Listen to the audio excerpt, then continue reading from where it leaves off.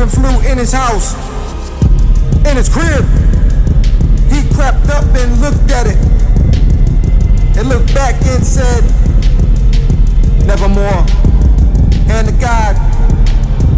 Ravens can't talk better than parrots. Hand to God.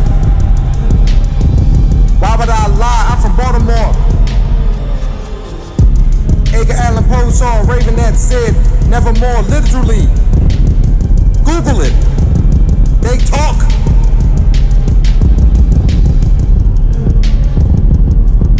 Ravens can talk better than parrots. Ravens can talk better than parrots. Ravens can talk better than parrots. They talk like small children, better than parrots.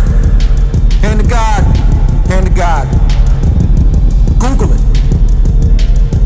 right now. Well, look at who it is. I only accept apologies and non-sequential $2 bills. Ravens can talk better than parrots. Ravens can talk better than parrots.